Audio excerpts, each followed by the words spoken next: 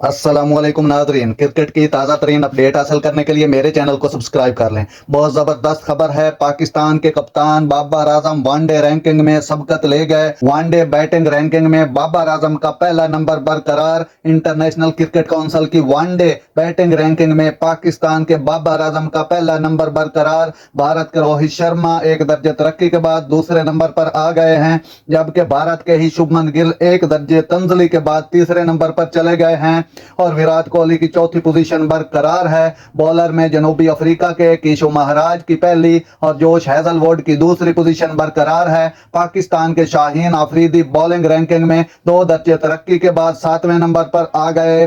One day allrounder में अफगानिस्तान के मोहम्मद नबी की पहली पोजीशन बरकरार है। नाजरीन, ये थी आज की रैंकिंग अपडेट। अगर मेरा वीडियो अच्छा लगा हो तो सब्सक्राइब जरूर कीजिएगा। अल्लाह हाफिज।